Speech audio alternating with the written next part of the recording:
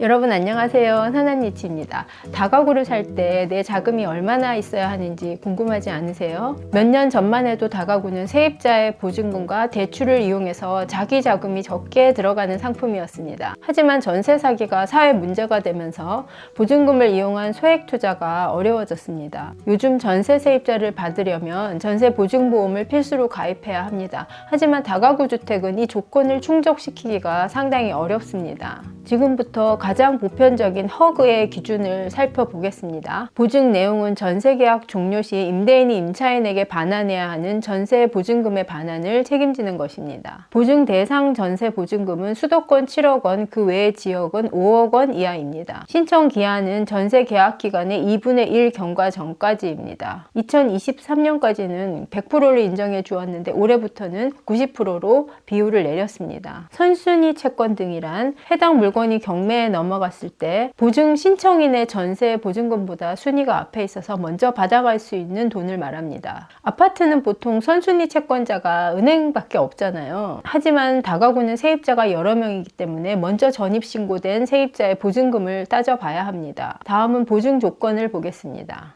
담보 인정 비율이 90%이기 때문에 주택 가격이 1억 원인 경우 가입 한도가 9천만 원입니다. 만약 선순위 채권이 5,500만 원 있다면 새로 가입하는 보증 한도는 3,500만 원까지입니다. 선순위 채권이 주택 가액의 60% 이내일 것, 이런 조건도 있는데요. 쉽게 말해서 대출 등이 있다면 주택 가액의 60%를 넘어서는 안 된다는 말입니다. 다음은 건축물 대장에 기재된 위반 건축물은 보장을 해주지 않습니다. 단독, 다중, 다가구 주택의 경우에는 추가 확인 사항이 있습니다. 선순위 채권과 보증금의 합계가 주택 가액의 80% 이내일 것. 보증금 안에는 보증 신청인의 보증금과 공실인 경우 최우선 변제금이 포함됩니다. 결론적으로 다가구 주택은 주택 가격의 70% 정도까지만 보장해주겠다는 겁니다. 여기까지만 봐도 다가구 같은 경우는 전세 보증보험의 문턱이 아주 높다고 느껴지는데요. 가장 문제는 주택 가격의 산정 기준입니다. 우리가 거래한 매매가보다 훨씬 적은 금액이 적용됩니다. 주택가격은 보증 승인을 현재의 가격 정보 순서로 적용합니다. 아파트와 오피스텔의 경우는 첫 번째로 KB 시세와 한국부동산원의 시세를 적용합니다. 실거래가와는 큰 차이가 없기 때문에 아파트는 큰 문제가 없습니다. 1번 가격 정보가 없는 경우 2번을 적용하는데 대부분 가격이 있기 때문에 1번을 적용하게 됩니다. 다음은 그 외 주택입니다. 단독, 다중, 다가구는 첫 번째 적용이 개별 단독주택 가격의 140%입니다. 단독주택 등은 거래가 많지 않고 건물마다 개별성이 강하기 때문에 시세라는 것을 일률적으로 적용하는 것이 힘듭니다. 개별 주택 가격은 보통은 매매가의 50% 정도 됩니다. 최근 실거래 물건을 예시로 보겠습니다. 23년 8월에 11억 5천만 원에 거래된 영등포구 신길동 다가구입니다. 부동산 공시가격 알림이에서 개별 단독주택 가격을 검색해 보았습니다. 2023년 공시가격이 6억 900만 원입니다. 6억 900만 원의 140%는 8억 5천 260만 원입니다. 따라서 기준이 되는 주택가격은 8억 5천 260만 원이 됩니다. 주택가액은 주택가격 곱하기 담보인정 비율 90%입니다.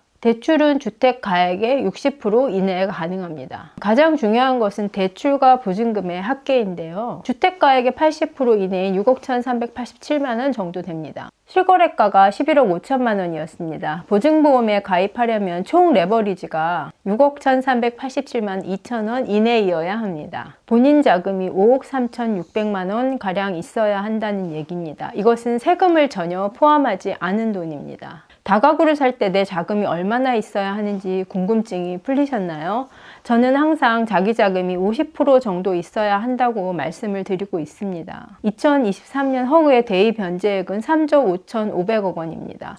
그리고 가파르게 증가하는 추세라고 합니다. 허그에서 경매로 회수하지 못하는 대입 변제금은 세금에서 충당하게 됩니다. 앞으로 전세 보증보험의 기준은 높아질 수밖에 없습니다. 지금부터는 제 경우를 얘기해 드리겠습니다. 저는 대출 40%, 현금 40%, 세입자의 보증금 20%의 비율로 매수를 했습니다. 다가구를 살 때는 현금을 모두 영끌해서는 안 됩니다. 운영을 할 때 여유 자금이 있어야 하기 때문인데요. 저는 한도 1억 5천만 원의 마이너스 통장을 가지고 활용하면서 운영을 하고 있습니다. 만기가 되는 집이 있으면 마이너스 통장에서 보증금을 내주고 다음 보증금을 받아서 채우는 방식으로 활용하고 있습니다. 마이너스 통장도 대출이지만 잠깐씩 큰돈을 융통할 수 있어서 아주 유용하게 사용하고 있습니다. 제가 다가구를 구입할 때만 해도 전세자금 대출의 금리가 아주 낮았습니다. 그래서 전세는 없어서 임대를 못할 정도로 인기가 많았고 공실 걱정은 전혀 없었습니다. 이렇게 급속도로 전세를 기피하는 분위기가 될 줄은 아무도 몰랐을 것입니다. 지금 상황을 잘 넘기고 있는 임대인들은 자금 관리를 안전하게 하고 있는 건물주라고 볼 수 있습니다. 대출 또한 본인의 능력만큼은 사용하셔야 합니다. 요즘 제가 금리 얘기를 하지 않았는데요. 전혀 떨어지지 않았습니다. 오늘 우리은행에서 마이너스 통장의 금리가 올랐다는 문자가 왔는데요. 기존의 5.77%에서 6.27%로 아주 많이 올랐습니다. 금리가 내린 적은 없고 계속 오르기만 합니다. 농협담보대출은 5.73%로 계속 유지 중입니다. 보시는 것처럼 금리는 아직 꺾이는 추세가 아닙니다. 수익형 부동산은 금리에 연동되고 여러 요소가 영향을 주기 때문에 굉장히 어렵습니다. 하지만 노후가 길어진 우리에게 현금 흐름은 선택이 아닌 필수입니다. 나는 어떤 방법으로 현금 흐름을 만드는 게 좋을지 진지하게 고민해 보셔야 합니다.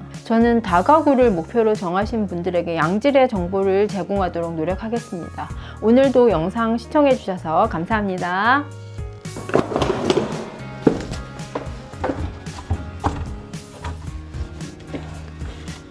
큰일이네. 별것도 안 돼. 아, 진짜 열렸네.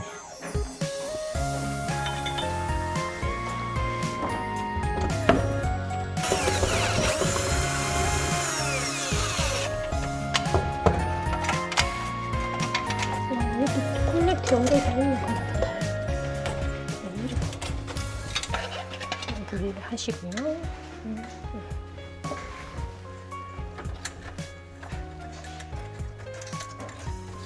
테스트를 해보겠습니다. 어우, 눈부셔. 이거 새거 LED로 갈았거든요. 저거는 전등이었는데 이게 훨씬 나아요. 네네. 하여튼 그렇게 하려고.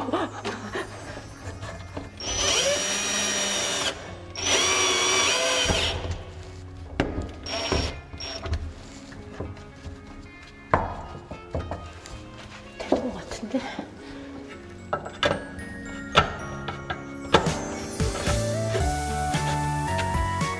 네, 이제 갈게요. 네.